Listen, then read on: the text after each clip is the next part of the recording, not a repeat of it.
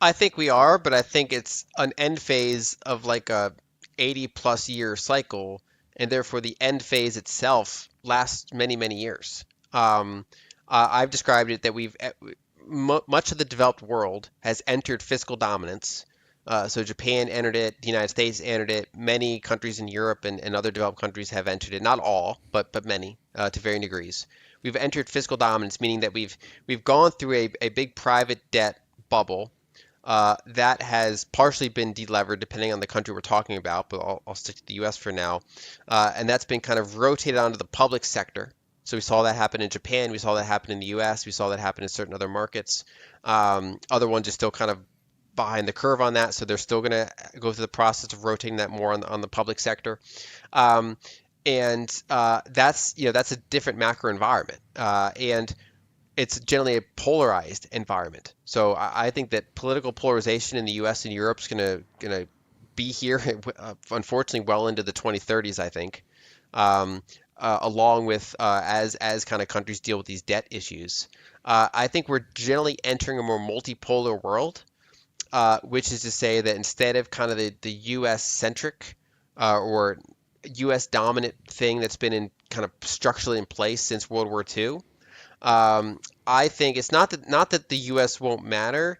It's just that the percentage of say its currency held in reserve, its currency used for trade, its share of global GDP. I think that is diminishing over time and becoming more multipolar. In some sense, I think that the century we were in, or the century and a half, was kind of the anomaly. Because if you go back in history, you know, across the world, there are always kind of multiple powers. Like even in the height of the Roman Empire, the Han dynasty was also huge at the time. It's just that because of technology, they had very little contact. It was all indirect contact. There were these other, big empires or kingdoms out there that were of similar scale. China and India have always been a large percentage of global GDP. Yeah, obviously that term didn't exist back then, but a large share of global population, technology, just things that are being built. They've already always been a big percentage. We went through this period where, because of technological asymmetries, we went through this period of colonization. We went through this period of like literally the opium wars in China and just kind of like they call it their century of humiliation.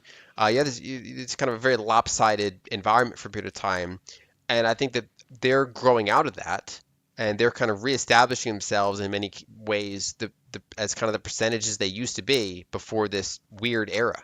And I think going forward, short of something like nuclear war or some sort of extreme events that can just change everything, I think we're entering a more multipolar world, which is directionally similar to what Ray Dalio talks about.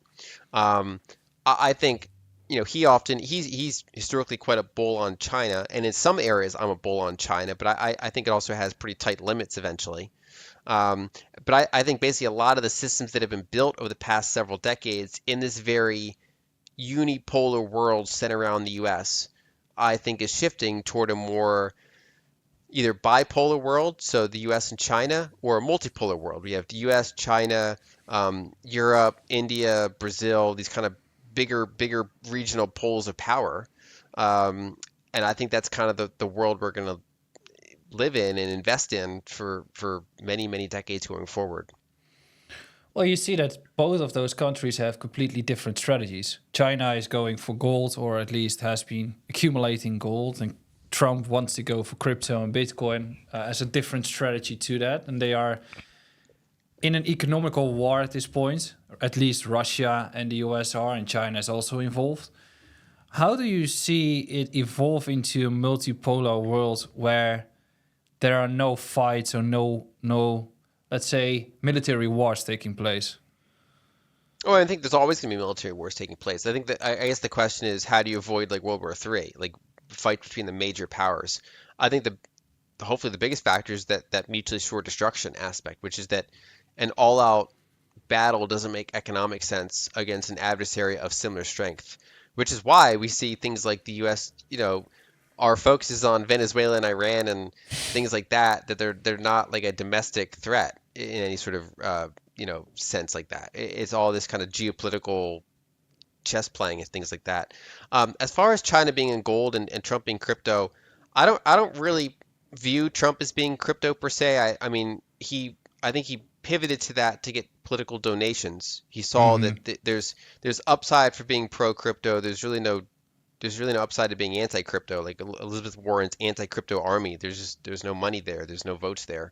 No one says, "Oh, I wasn't going to vote, but now that you're anti-crypto, I'll vote for you." No one, like, I mean, maybe like eight people. So there's a big money there. Um, you know, they haven't talked about the strategic Bitcoin reserve. They haven't added to it. They just kind of ring fenced the Bitcoin they already had, some material degree. Um, there's really no emphasis there. I mean, obviously, from a personal standpoint, there's the meme coins, there's the DeFi, and I would classify a lot of those grift. But I don't think there's like a strategic Bitcoin focus here in the US or a strategic crypto focus in the US. I think that there's a strategy of just being more open to it than in China. Um, I think over time, in this more multipolar world, neutral reserve assets become more important. And this is something I'm talking about for years, and we've seen a huge run up in gold and silver and platinum.